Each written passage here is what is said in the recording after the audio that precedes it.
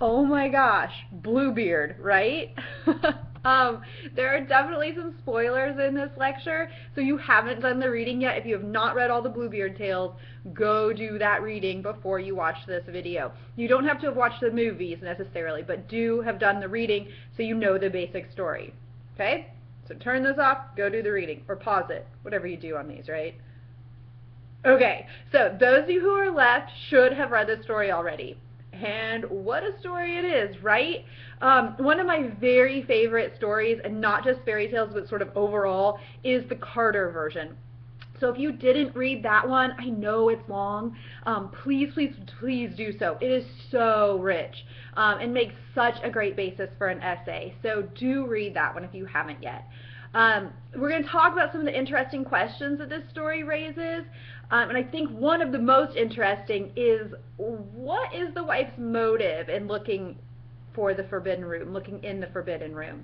In different versions, the wives seem to have different motives, right? Are they curious? And is curiosity a bad thing? Are they greedy? Are they distrustful? And does the motive matter? Does it change how we judge the wife? And in what way does it change that? Should it change that?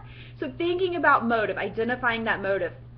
And I think the other issue here is, does it matter what her motive is? Should we not be losing sight of the fact that her husband is a freaking murderer? Who cares what her motive is, right? He's the murderer. So, you know, do two wrongs not make a right? In this case, though, I mean, should we look at it like that? Like, yeah, he's the murderer, but, you know, maybe being nosy just because he's a murderer doesn't make it okay? Or is there a value in taking each character on his or her own merit? Can we learn more that way, right? So do we need to look at her actions divorced from his actions? Or does the fact that he's a murderer always color how we see what she does? And what of trust here, right?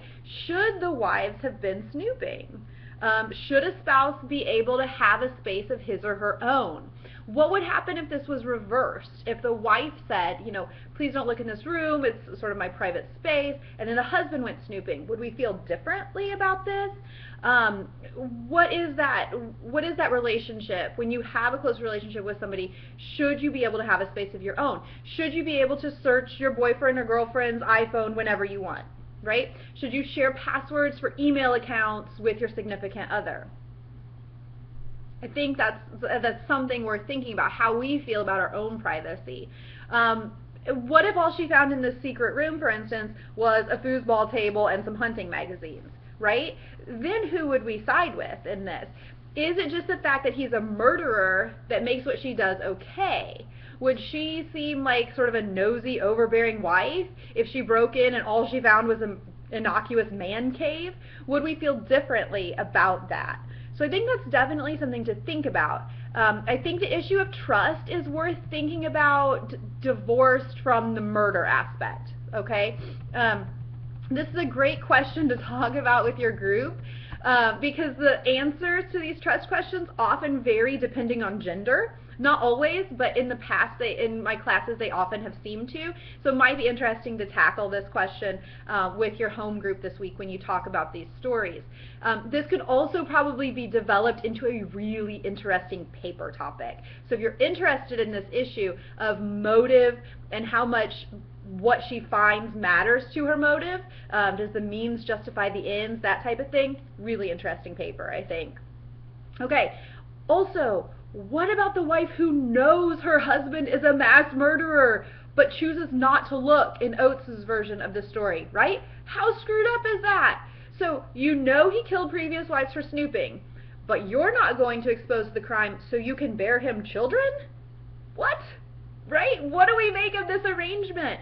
Does her point of view have any merit? Why or why not? What was Oates trying to do when she wrote this story? What is going on here? Another really interesting version to talk about, I think. Now, a note about the movies that you're going to watch. Enjoy, y'all.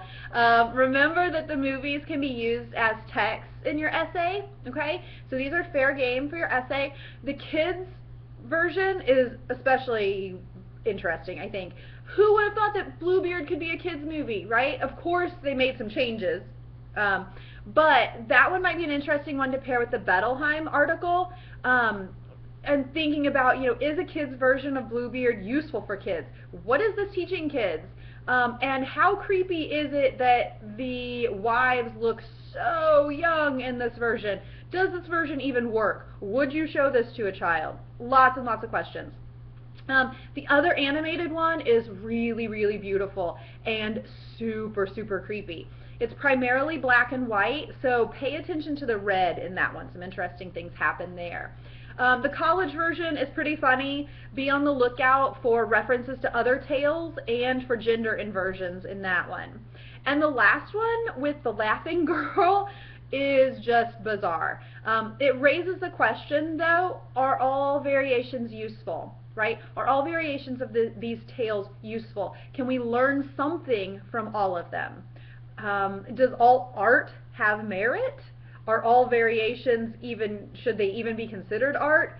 Lots of questions with that one, in addition to it just being sort of bizarre. So like I said, enjoy, and I am so looking forward to your essays on these tales. Good luck!